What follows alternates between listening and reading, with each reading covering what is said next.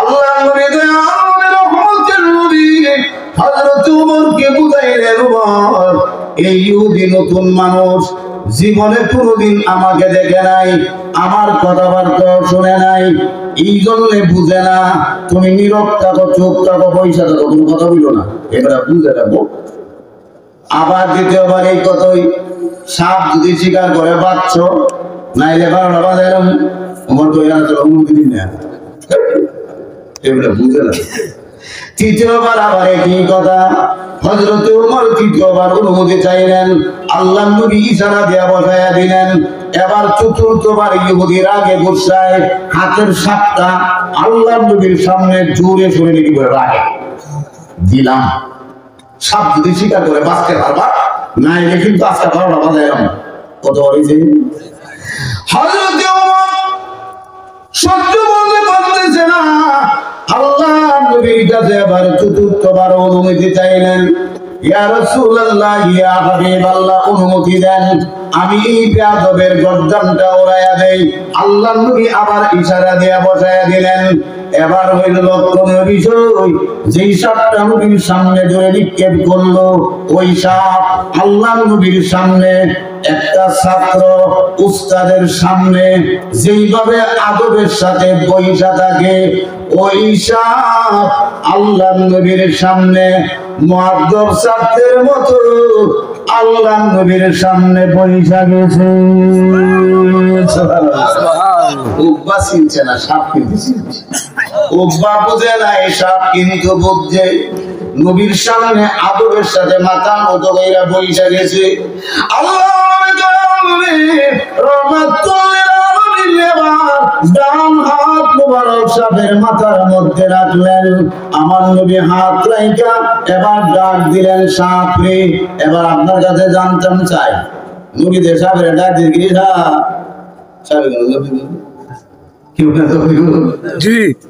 আমি একটু বলছি, গোটা মাখলুকাতের নবী, যে নবীকে পাথরে সালাম দিত, যে নবীকে গাছে সালাম দিত, এই নবীর ডাকে সাপে সালাম দিত না।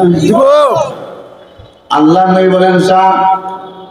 আল্লামা ইবনে কাসির রাহমাতুল্লাহি আলাইহি বেদায়া নেহায়া 14 খণ্ড এর 5ম খণ্ডের মধ্যে উল্লেখ করেছেন, সাপ জবাব দিল লাব্বাইক। ইহুদি কিন্তু শুনতেছে। আল্লাহ আমি তোমার কাছে জানতে চাই, তুমি কোন সত্তার গোলামি করো। এবার সাপ মানুষের মতো কথা বলতেছে, এমন সত্তার গোলামি করি যেই সত্তার আসন হলো আরশে মুআল্লায়, যার রাজত্ব হলো পৃথিবীতে, যার দয়া মায়া হলো জান্নাতে, যার আযাব গজব হলো জাহান্নাম। সাপ যে আরো বড় বক্তা, আমি এমন আল্লাহর গোলামি করি যে আল্লাহর আসন হলো আরশে মুআল্লায়, যার রাজত্ব হলো জমিনে। জমিনের রাজত্ব কার? আল্লাহ। এই কথাটা আজকে বুঝবেন, আপনি তো বুঝ দিয়া বানাই।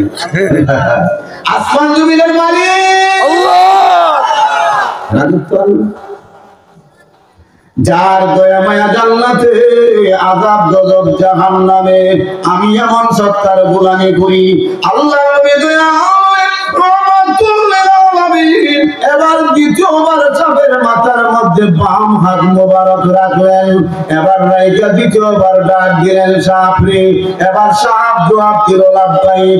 আমার নবী দ্বিতীয় প্রশ্ন করলেন, সাপ এবার আমি জানতে চাই, আমি নবী, আমাকে তুমি চিনো কিনা।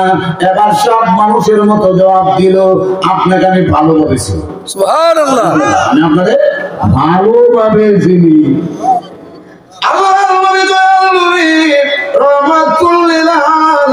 পরিস্থিতি অনুযায়ী সাপকে প্রশ্ন করল, নবী তো অন্য প্রশ্ন করতে হতো সাপের কথা, ঠিক না? তোর নাম কি? এই সেই আল্লাহ নবী পরিস্থিতি অনুযায়ী প্রশ্ন করলেন। যেমন পরিস্থিতি যেমন হাল, আল্লাহ নবী তেমন প্রশ্ন করলেন। ইহুদি যা জানতে চাইতেছে, নবী এইটাই প্রশ্ন করলেন। আল্লাহ নবী বলে, তুমি আমার চিনো। এবার সাপ বলতে বলতেছে আপনাকে আমি ভালোভাবে চিনি, আপনি হলেন সমস্ত নবীদের নবী, আপনি হলেন বিশ্ব নবী, আপনি হলেন রহমতের নবী, আপনি হলেন মানবতার নবী, আপনি হলেন সারা দুনিয়ার নবী। এখানে শেষ নয়, সাহেব এবার বলে দিলেন, সাথে সাথে আমি একটি কথা বলতে চাই, ওগো আল্লাহর নবী, আমি এই কথাটাও জানাইয়া দিতে চাই, যেই ব্যক্তি আপনাকে মানবে, যেই ব্যক্তি আপনার কালিমা পড়বে, সেই ব্যক্তি দুনিয়া পরকালে সফল কাম হয়ে যাবে। যেই ব্যক্তি আপনার কালিমা পড়বে না, আপনাকে মানবে না, দুনিয়া পরকালে সে অকৃতকার্য ব্যর্থ ফল হবে। আল্লাহর নবী দুইবার প্রশ্ন করে যখন এই কথাগুলি নিলেন, ইহুদি আসে না গেছে গা এবারে মরিছে না শুনতেছে। আল্লাহ নবী সাথে দুইটা প্রশ্ন করলেন, দুইটা জবাব দিল। ইহুদি শুনি না, এবার ইহুদি নিজে বলতে লাগলেন, হে আল্লাহর নবী, এখন কথা পাল্টায় ফেলছে, ইয়া রাসূলুল্লাহ, ইয়া হাবিবাল্লাহ, ওগো আল্লাহর নবী, জঙ্গলার সাপের জবান দিয়া যেই নবীর কালিমা উচ্চারিত হয়, এই নবী মিথ্যা নবী হইতে পারে না।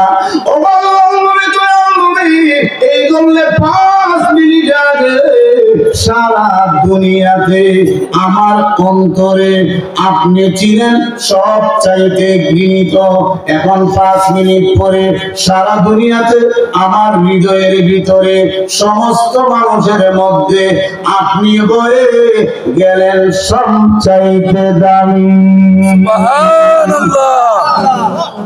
এখন আপনি আমার কাছে সারা দুনিয়াতে সবচেয়ে দিলেন, আপনি হয়ে গেছেন দিদি। ও জঙ্গল সবের জবাব দিয়ে কালিমা বাইরে হয়, এই নবী মিথ্যা নবী হইতে পারে না, বন্দা নবী হইতে পারে না। এই জন্য আমার একই বিশ্বাস হয়ে গেছে, এই জন্য আর দেরি করলাম না। হে আল্লাহর নবী, এই মুহূর্তে আমি কালিমা পড়ে মুসলমান হয়ে গেলাম। সাপের জবাব থেকে কালিমা শুইনা বেটা কালিমা হইয়া মুসলমান হয়ে গেছে। যাদের ভাগ্যবালা, আল্লাহ সামান্য ছিল তুই রিক্তা দিয়া দেয়।